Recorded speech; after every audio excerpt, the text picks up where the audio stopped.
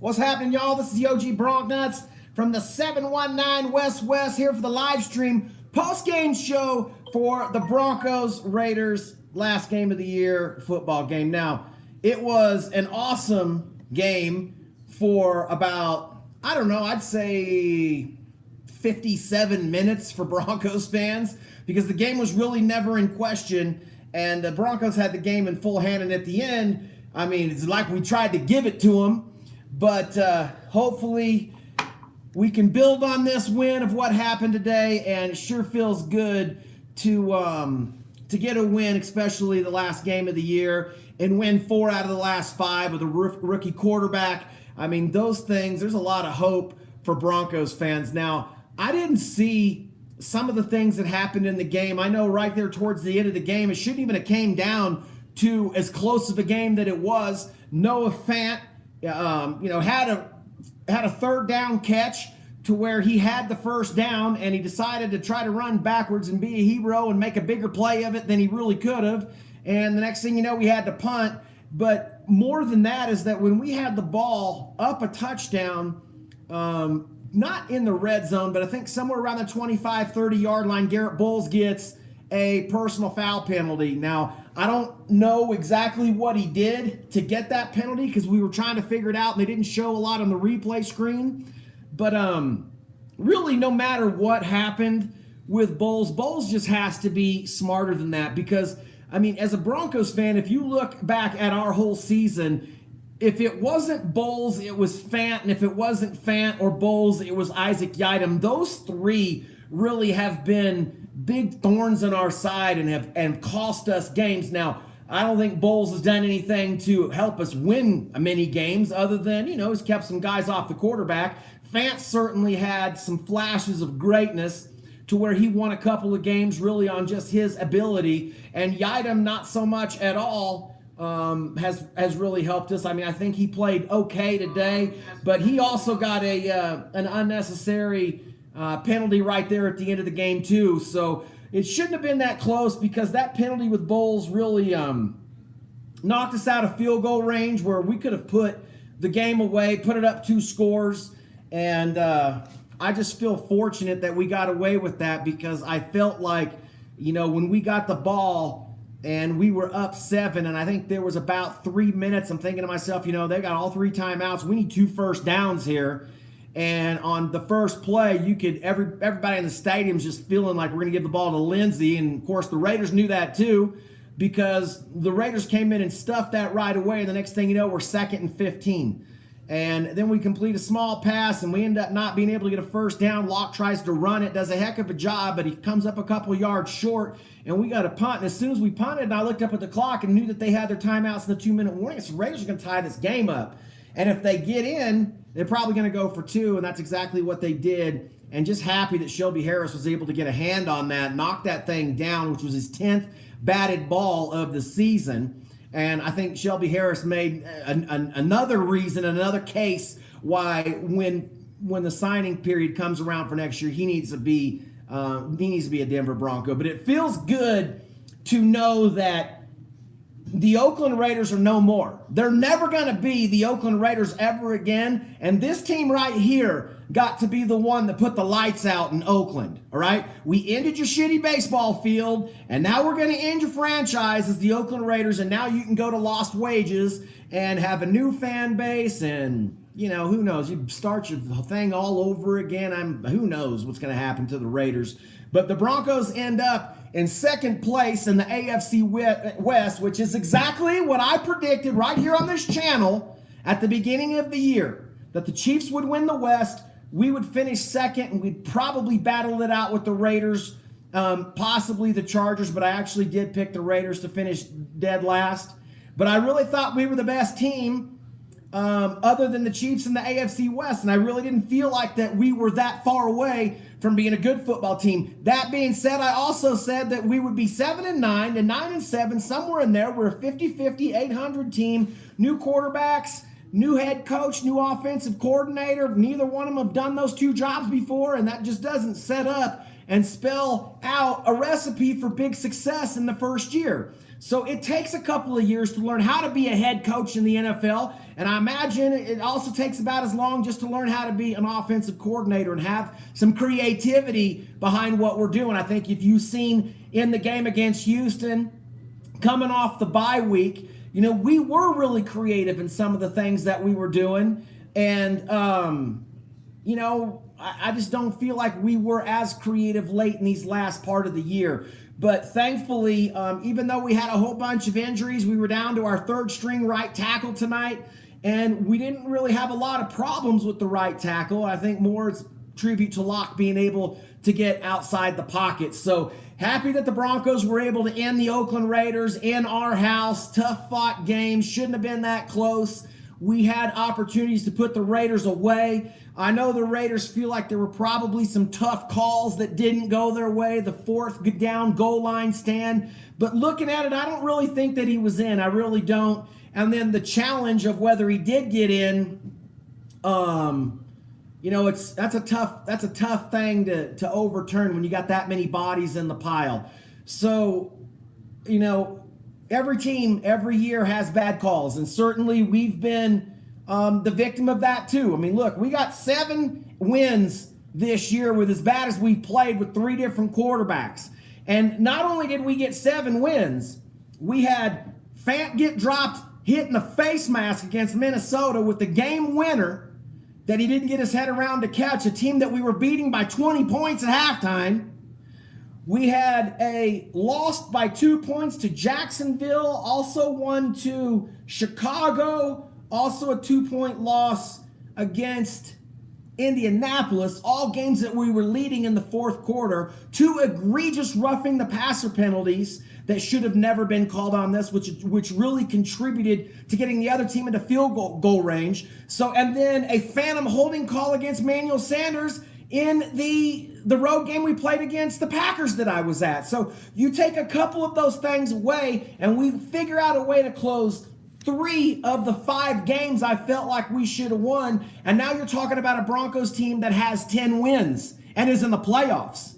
So I don't really believe that the Broncos are that far off from getting back in the mix of what's going on. And like I've said before, and I'll say it again, once the Chiefs have to pay Mahomes, I think things will balance out in the AFC West. The Broncos are getting back right into the mix of things. Let's get to the stream. Bronco Fanatic 97. What's up, Bronc Nuts? Broncos stuck and held the Raiders' ass, and they sent those clowns off to Vegas where they belong. Great win. Pretty easy, or wasn't pretty, but I'll take it. Hey, any win's a win. Any win's a win in the NFL. It's hard to get wins in the NFL. I heard an announcer on the radio say on the way home something that, really makes a lot of sense, is that you're not going to win all of your close games. Games that come down to the last few drives, the last couple minutes. I mean, some are going to go your way, and some aren't going to go your way, and the good teams are the ones who can figure out how to close games. Tonight's Broncos team would have lost had this game been played as one of the first 6, 7, 8 games, because we weren't closing games out. And tonight we did close this game out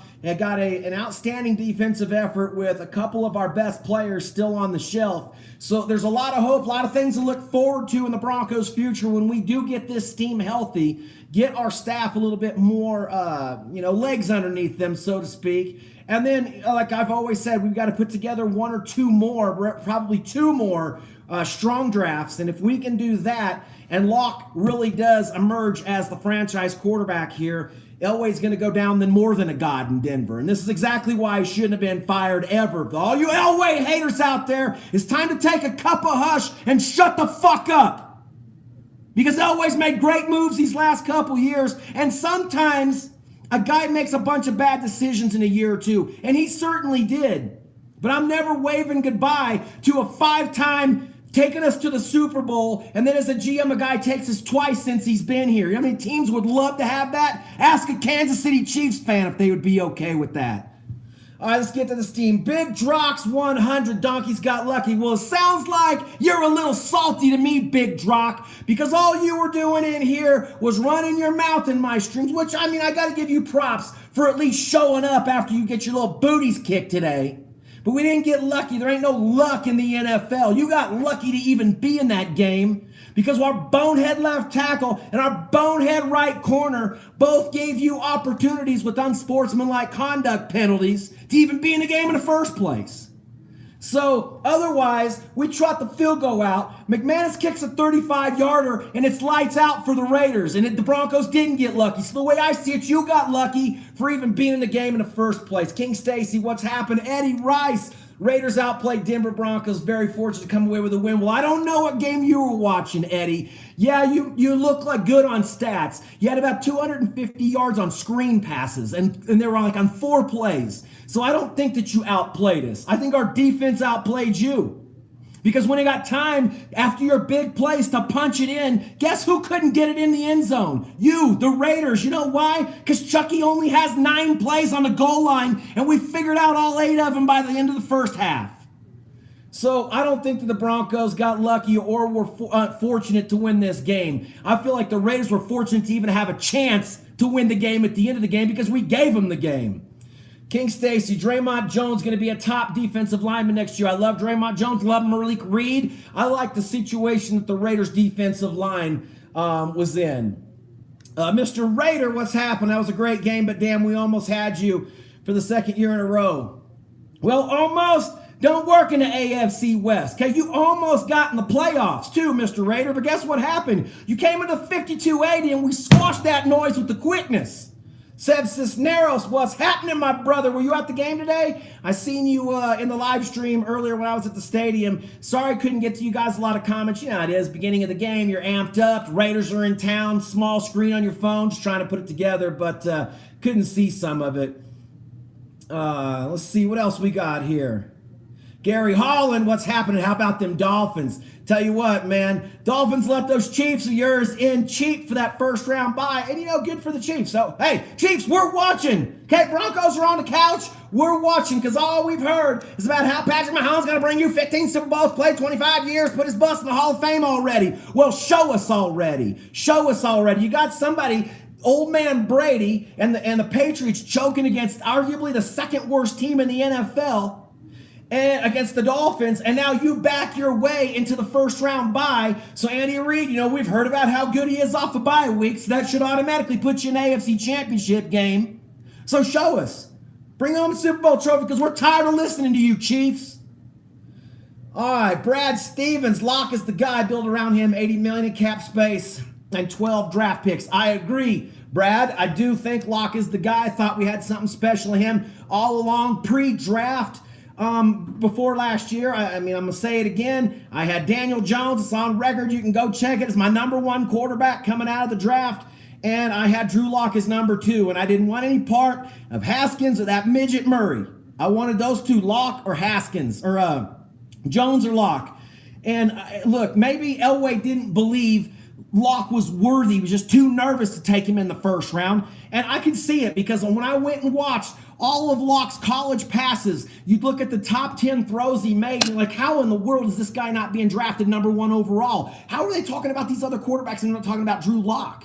And the reason why is because the 10 worst plays he made him look undraftable. And I think that Elway was just gun shy after that Paxton Lynch, and everybody's accused Elway. He doesn't evaluate talent very good, which is a bunch of nonsense. We had Peyton Manning retire on us. We offered a contract to Brock Osweiler, paid him a whole bunch of money, and he turned his nose up to it and went to Houston, which we weren't expecting.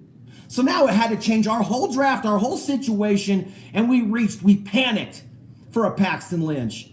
And so I'm happy. I do think Locke is the guy. I think Locke's got a big-time NFL arm. He hasn't done anything out there to make us see that he's a rookie. He's made pretty good decisions. He's taken good care of the ball. He's turned it up and run it when he's needed to. And I think that, if you can got one knock on the kid is that he maybe doesn't make the decision as quick as he need to. But what do you expect out of a guy that's played 5 games against NFL speed? This ain't college. This ain't Mizzou. This isn't the SEC. This is the NFL. And it takes a little time to get used to that game speed. You hear all veterans talk about it. The game's going to start to slow down for Locke. And when it does, that's when we're going to find out what we really got with him. So, look, I'm not that high on Drew Lock, anointing him right now after 5 games and saying that, this is the franchise. We got the next Patrick Mahomes. The kid's played 5 games, and that's it. And he's played most of those games against inferior teams, because I don't believe the Raiders are as good as the Broncos. I don't believe that that Detroit's as good as the Broncos. I mean, he had a nice win against Houston, and and he got waxed by the Chiefs, who are definitely better than the Broncos right now. So I'm not going to say that Locke is this, that, and the whole the bucket of chicken.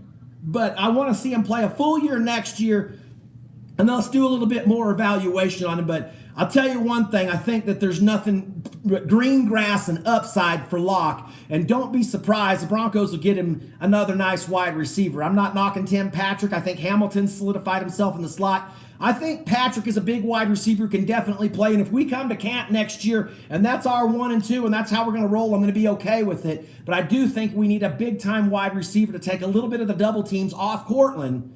And then once we do that, and we got to get better play out of Royce Freeman. I mean, come on, everybody, has Royce Freeman been a disappointment for you Bronco fans out there? Because he has for me. The guy looks like he's stuck in molasses. I know he's been dinged up a little bit this year, but he just doesn't look like that big-time bell cow back that we thought he was going to be. And Lindsey, little old Lindsey, man, 1,000-yard rusher 2 seasons in a row. I mean, let's give it up for this kid. Hometown boy, undrafted, nobody wanted him, runs what'd he run at the combine? Some stupid number, and nobody wants to even talk to him. He doesn't even get invited.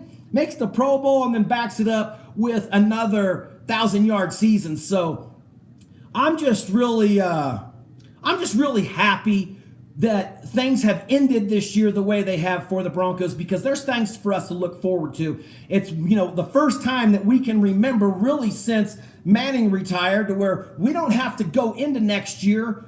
Who's going to be our quarterback? Who's going to be our new coach? Who's going to be the offensive? Those things are all set. Locke is the quarterback of the Denver Broncos, and he will be next year, game 1, starting for sure, barring a crazy injury. And I think that, as players start to buy into our system and buy into our coach and things that we're trying to do, I think that we have nowhere to go but up from those two things. So that's a really nice thing for the Broncos and Broncos country all around the world, all around the globe, especially in the Rocky Mountain region and here in the 5280, to hang your hat on, to know that at least we come into next year with those two things solidified. Oh, let's see. See what else we got here. Isaiah Aguilar, you still got 2 first-rounders. You're not done. Well, I agree.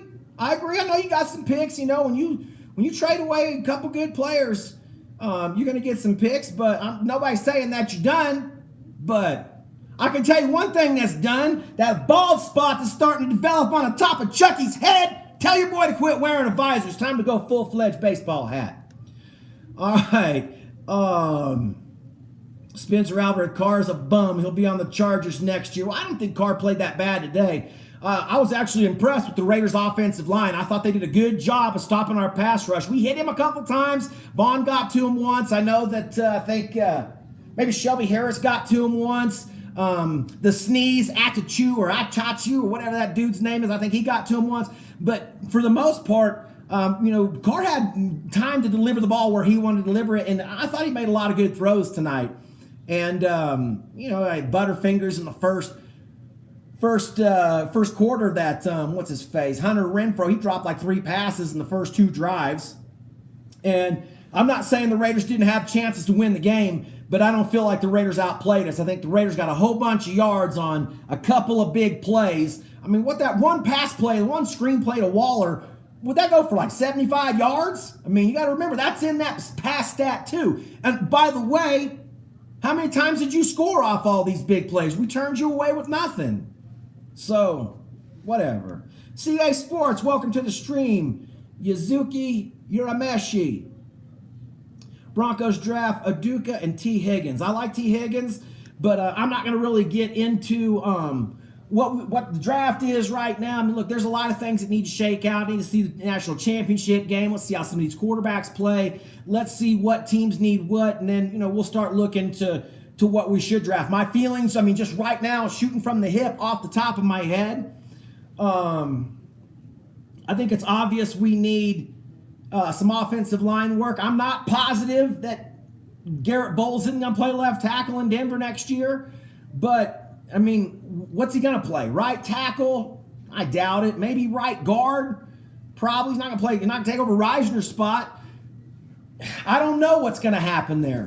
But I know Bulls played better in the last 8 weeks than he did in the first 8 weeks. And he's played pretty good in the last 8 weeks. But, as a good buddy of mine said on the way home, he said, here's what Bulls has. He has a grenade pin. And you always have to deal with his grenade pin. Because at some point in time, whether it's an AFC championship game or try to win the West or if it's in a Super Bowl, you just get that feeling like Garrett Bowles will be the guy that costs you the game because of something stupid that he did get a ref to pull a yellow flag out of his pocket. And that's the part about Bowles that I don't like. Because you know what? Some dirty things happen in football games at all level. High school games, you can get punched in the bottom of the pile. College games, most certainly the pro games. And a lot of people out there, especially defensive linemen, that know that Bowles has got a short fuse, right? They know he's got that grenade pin. And they try to get him to explode because that explosion really hurts the Broncos and kills drives. So that's the part about Bulls that I don't like because, look, left tackles are going to get flagged for holding because you're getting the other team's best guy on every down, right? I mean, they're going to come from that quarterback's from their blind side. So, I know you're going to get holding calls, and I'm not that down on Bulls as far as, Bulls needs to go. But I do think that probably offensive line or corner is our 2 biggest needs. But I also think we need a wide receiver. And I don't know that I think we may end up with some corners out of a free agency deal because there's not a lot I like about a rookie corner, especially back there with sketchy-ass Isaac Yiadom, right? So I'd kind of like to have a veteran guy back there. We get back Kareem Jackson, the log splitter, and hopefully we get Bryce Callahan healthy along with Chubb. I mean, this is going to be a formidable defense, especially with how Alexander Johnson has come along and really solidified the run defense that we have here in Denver. So I kind of feel like our draft picks may not be a corner, so that leaves it down to the first round. Biggest needs being offensive line or wide receiver. So I see a couple of different ways the Broncos could maybe go there. There's certainly a couple of good no-brainer offensive linemen, left tackles that are out there, but that doesn't mean that that's the smartest move for us to make. We definitely need a right tackle. I'd like Juwan James off our team. I feel like the guy doesn't have enough heart to play here in Denver. I'm really questioning the kid's heart because, look, MRIs and the technology that we have to tell you what's wrong with your body are pretty accurate in these days. And I mean, the guy was kind of known for milking injuries in Miami, and I just don't know if that guy's tough enough to wear the orange and blue. And look, Mark Schlereth, all the years that he was here, how many times? The guy had how many knee surgeries? Like 13? It seemed like he never even missed a game. He'd have knee surgery on Wednesday, be playing in a game on Sunday. And I just think we need a different mental toughness to what's going on our offensive line. So I think those are definitely moves that we should think about. Matt Rodriguez, what's my thoughts on Harris Jr. and Von Miller? Really all of our veterans. Well, one veteran that we moved on from, well, a couple of them being Demaryius Thomas last year and then Emmanuel Sanders picking up that 3rd-round pick. Chris Harris, I don't think is going to be in Denver. And I don't know if it's so much that he doesn't want to be in Denver. He's going to say that he wants to be here, and he probably does. But I don't think it's smart for us to throw the kind of money at Chris Harris that he's probably going to get in command. Somebody's going to pay him, and this is his last chance, right? This is his last chance to get a big deal, to get a big signing for the rest of his life, to round up a whole bunch of money. So you can't fault Chris Harris if he wants to move on to another team.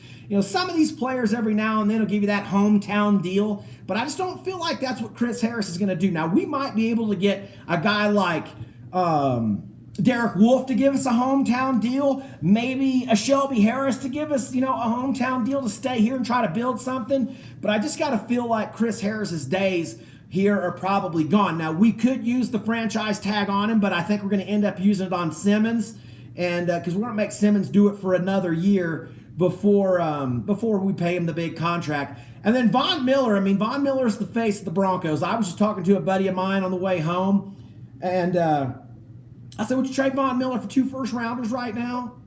And part of me says, yes, I would. It's a no-brainer, right? We've gotten a lot of good years out of him, a couple trips to the Super Bowl with him on our team. He's helped us get a ring. He was a big factor in us actually getting the ring, MVP. But to be able to trade that for a couple of picks to build a young team to make it even stronger for the future, I probably would, but I don't think anybody's really going to pay that. And really, Vaughn is, he's a leader in that locker room, and it's hard to put a value on a guy playing linebacker on your football team that is providing that kind of leadership, especially for all the young guys. I mean, it's a lot about just learning how to work and how to take care of your body and how the grind of those 16 games plus the 4 preseason games in the NFL. So I think that, Vaughn offers us that. And even though he didn't get a lot of sacks today, as a linebacker, you don't have to get sacks to be productive. You can make a quarterback hurry. You can make him throw it away, run out of bounds, block a pass down, sniff out a screen. And I think Von Miller does enough of all of those things to be effective. And you see quarterbacks taking a lot of 3-step drops on him. And when you take 3-step drops, you just don't have a lot of time to get to the quarterback. That's how Derek Carr and the Raiders beat us in week 1. There was no 5, 7-step drops. All 3 quick dumps, quick screens. They tried doing it again today. Worked good. But wasn't good enough. Wasn't good enough, Raiders. So it's time to go to Vegas. Bye. All right. Spencer Alvarez, Royce got to go. That 28 Monty Ball bum. Royce does look like a bum, man. He really is. He's been so disappointed. I've been so disappointed with Royce Freeman. And hopefully we can, I don't know how bad Royce really was hurt this year. They say he was dinged up the whole year. And look, that's easy for me to say when I'm sitting here and my knees feel great and I don't have a twisted up ankle and I don't have bruised ribs. But just watching on TV or at the games myself, Royce just seems very indecisive. He hits the hole way too slow. And then when he hits it, he doesn't have that burst of energy to get through something that's small. So the play just takes too long to develop with Royce, where, Lindsey, you really set some blocks up nice, sometimes a patient runner. But when that speck of daylight opens, Lindsey gets through it, and if he breaks a couple of tackles, he'll take you for 25 yards on you. And so we need a bell cow back, and I just don't know if Royce Freeman's the guy. Let's see what else we got here.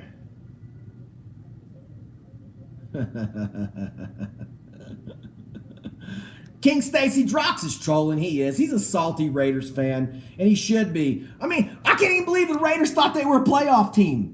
Did anybody watching this stream seriously consider Jokeland a playoff team? Hell no.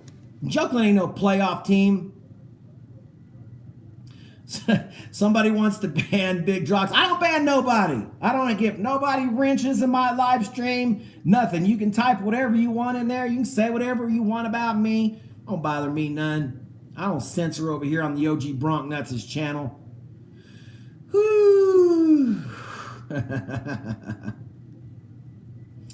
I still think that, hey, by the way, Marky Railford, cheers from Virginia Beach, Virginia, in the house. Bronco fans worldwide. And welcome to the stream. I've never seen you here before, Marky, and I'm always appreciative you guys come in and check out the stream after the game. I knew this was probably going to be a pretty popular one just because of the big rivalry of Broncos and Raiders, but I like having everybody coming into the stream. I went to the game today, and game started out probably around 32 degrees. At the end of the game, we were down into the mid-20s. It was cold, but the wind wasn't blowing, and we didn't see any snow. Field was good. So, I can't say that the weather really was a factor in the game, because it really wasn't. It was chilly, but it wasn't like freezing. And I know probably a lot of you people, you think that 25 degrees, 30 degrees, that's cold. Well, in Colorado, where the air is really dry, we don't have any humidity here. There's a very small amount of bodies of water in this state that you can stand a little bit lower temperature and where it's not that cold. So I'm not going to say it wasn't cold, because it was. But for a football player that's moving around, building up some body, I don't really think the coldness of the game really affected the play of the game at all today. It just came down to 2 teams, and one of those teams wanted to win more than the other team. And that happened to be the Denver Broncos. We wanted to win more than the Raiders because the Raiders had a playoff spot on the line. A juicy little playoff spot when you haven't been to a Super Bowl in 2 damn decades and you couldn't beat us with a rookie quarterback. Guess we wanted it a little bit more than you did. Let's see what else we got. Isaiah Aguilar, we're still way better off than Denver. So now, all these Raiders are salty. Y'all are salty. Salty, sore losers. Because you won your first game against us and you were like, oh yeah, oh, look where it got you. Third place in the division, right behind the Denver Broncos again. UMC Sniper 123, what's good, cuz? Definitely happy we beat the Raiders today. Hey, it's always fun when you beat the Raiders or the Chiefs. I mean, the Chargers, yeah, we get happy when we beat the Chargers, but Chargers ain't no rivalry. Chargers ain't making no noise. Chargers are going in the wrong damn direction right now. Broncos are on a serious upswing. How could you say we're not on an upswing? We've won 4 of our last 5 with a rookie quarterback and everybody telling us that Drew Lock wasn't going to make it in the NFL. So all I know is Drew Lock is shutting people up every single day, and today he shut up the Oakland Raiders. Let's see. Colin Fawcett, what up, Bronc Nuts? Back again. Love the vids. Harris needs paid. Had a fantastic season. You're right. He did. He did have a fantastic season. I mean, some people, it's kind of glaring when somebody gets who was it? Oh, Chris Harris. I mean, he did get a couple touchdowns thrown on him. But I heard a couple weeks ago there was a stat that they'd only thrown like 44 passes Chris Harris's way so far in the year, and like 27 of them were incomplete. So, I mean, Chris Harris still can get it done in the NFL, and I would love if Chris Harris was still on the Denver Broncos next year, because, I mean, the guy makes great open field tackles. He's got a good nose for the ball. Yeah, you're going to beat him sometimes, but it don't really matter who we put back there. It's not like you just get rid of Chris Harris and then go get another Chris Harris. There aren't another Chris Harris. Shutdown corners are hard to find, and Chris is not the shutdown corner today that he was 5 years ago, but Chris is still better than 80% of the corners putting on cleats in the NFL. Let's be honest and real about it. He's still better than 80% of them. So I hope Harris ends up coming back, but I don't know. Chris Sheeran got himself a brand new Drew Lock jersey today. Rocking that number 3. I like it, man. There was a lot of Drew Lock jerseys at the game today. A lot of people wearing Missouri Drew Lock jerseys. The fan base getting behind Lock, and I tell you, winning will help get that good mojo going and get them jersey sales up. And Lock is such a nice, humble kid. He gives a lot of credit to his teammates. He did in his post-game interview again today. And it's just going to be good for him to go into the offseason, to stay here in Denver, he said, work out with Sutton and Patrick and Deshaun Hamilton. Hopefully Noah Fant stays around too, because, I mean, Noah Fant's one of those guys, he's just, one day he's a bowl of diamonds and the next day he's a bowl of chicken feathers. I mean, he's a streaky player, but we've seen him do some great things. So hopefully Noah just makes that step of maturity and concentration of being a pro and knowing that, look, this is not college. We know you slipped a couple of tackles and took a few to the crib when you were at Iowa, but this is the NFL. So get the first down, get down, live for another day. There's no reason you should be ashamed if you catch a 4-yard pass on first down. It's 2nd and 6. We got good athletes everywhere, and they got them on the other side of the ball too, and everybody's getting paychecks. So quit trying to be Superman and just do your job. And if we get Noah Fant to just be more of the routine catcher, possession receiver, don't miss any blocks, don't make any personal fouls, just play smart heads-up football. And Locke ends up being a franchise quarterback here. Elway's going to go down as a dang genius for trading down to get Fant and picking up Reisner and Locke all in the same 3-man swing in 2 rounds. So, look, I'm happy about where we're at right now, because I think that, there's a lot of upside for the Denver Broncos.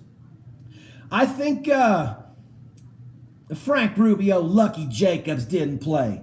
Look, this is a team sport, man. You think we were saying to the Seattle Seahawks you were lucky that Von Miller didn't play in the Super Bowl? We weren't crying about it. We took our L. You're lucky Chubb didn't play, because if Chubb would have played, it wouldn't be no more Derek Carr. Derek Carr would be on 3 wheels instead of 4. Byron Jones, I've been seeing you type that in, King Stacy. I love Byron Jones. He's going to be a free agent. Look, there's some things that can definitely happen with Denver's defense. And I just think that Fangio's done a good job. Our team, you can tell, is obviously coached better this year than it was last year with Vance. I mean, just the way our team looks, getting on and off the field and substitutions and the way he handles press conferences. And I'm tired about hearing, well, we had a really good week of practice. Shut up with the practice already, VJ.